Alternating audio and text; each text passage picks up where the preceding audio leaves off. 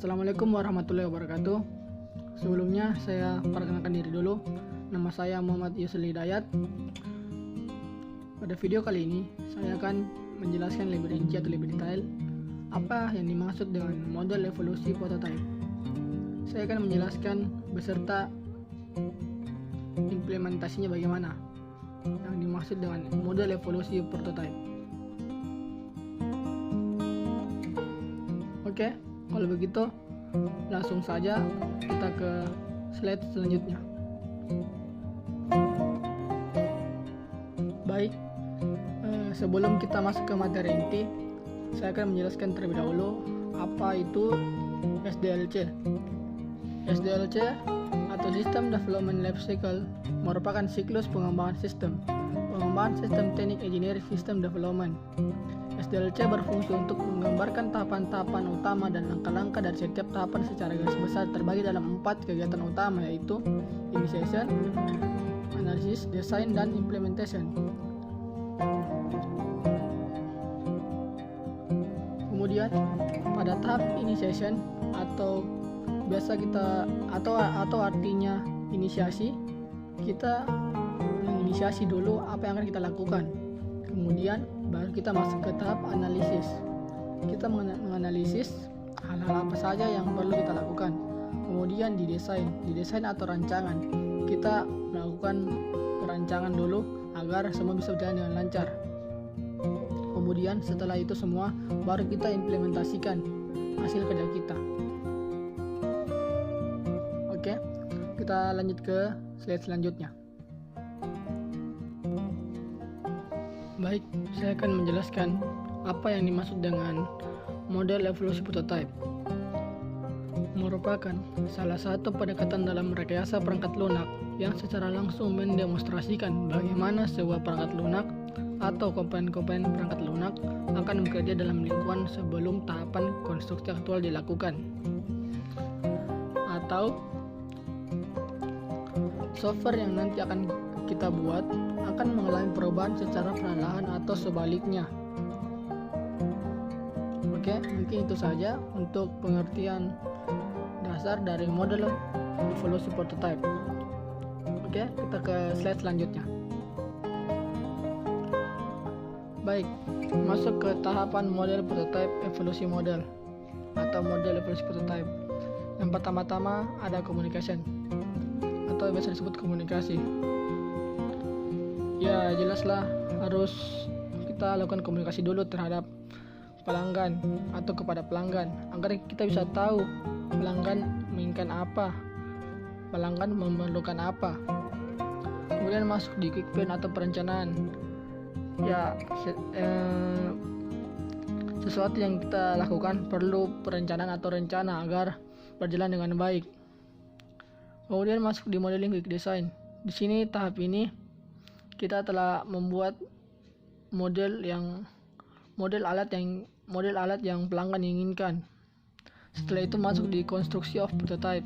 Tahap ini mungkin tahap dimana kita uji alat yang telah kita buat dulu sebelum kita serahkan kepada pelanggan. Apakah alat yang kita buat layak pakai apa tidak. Setelah itu baru kita serahkan ke pelanggan. Kemudian kita menanyakan ke pelanggan apakah dia puas atas apa yang telah kita buat, atau kita memberikan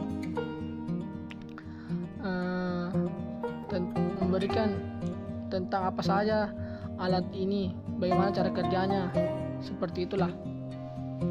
Oke, kita lanjut ke tahap atau slide selanjutnya.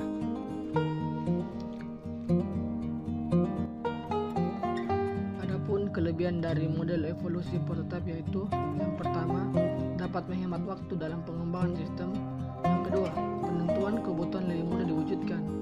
Dan yang ketiga, klien berpartisipasi aktif dalam pengembangan sistem sehingga hasil perangkat lunak mudah disesuaikan dengan kebutuhan dan keinginan pelanggan. Yang keempat, komunikasi yang baik antar pelanggan dan pengembang. 5. Pengembang dapat lebih mudah dalam menentukan kebutuhan pelanggan.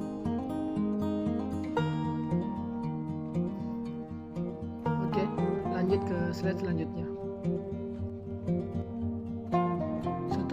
penjelasan dari kelebihan model evolusi prototipe tadi.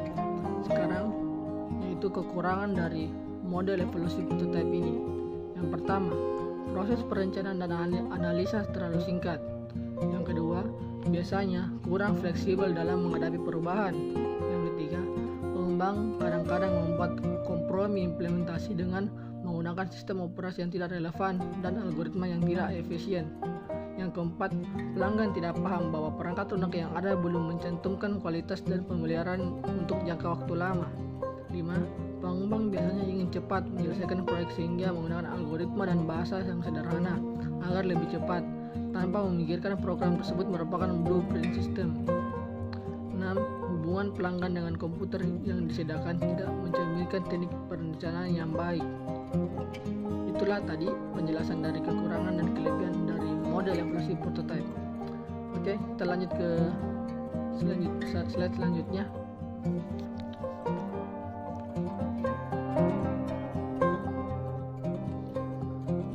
Fungsi dari model evolusi prototype.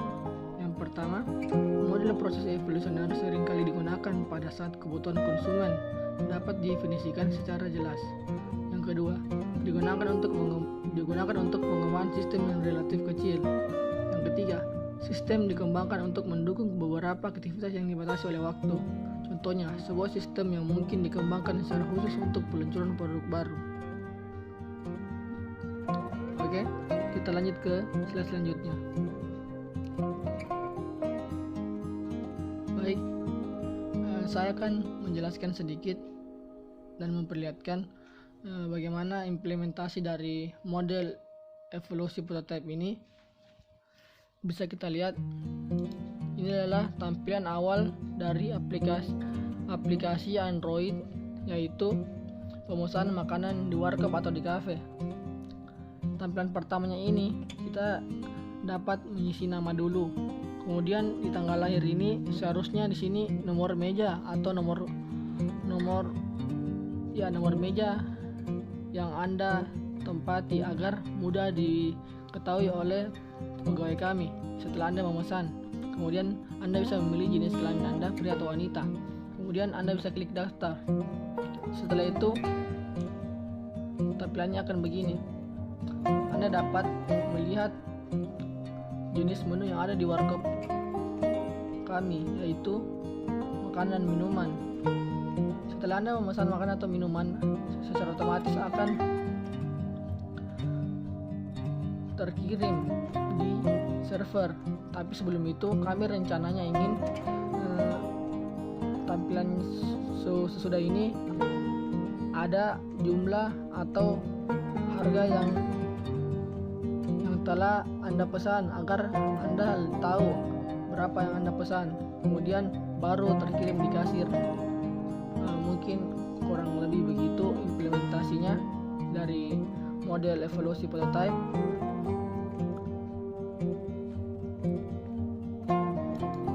Selanjutnya ke slide selanjutnya. Baiklah, mungkin hanya itu yang bisa saya sampaikan mengenai penjelasan dari model evolusi prototype beserta implementasinya. Kurang dan lebihnya mohon dimaafkan. Wassalamualaikum warahmatullahi wabarakatuh.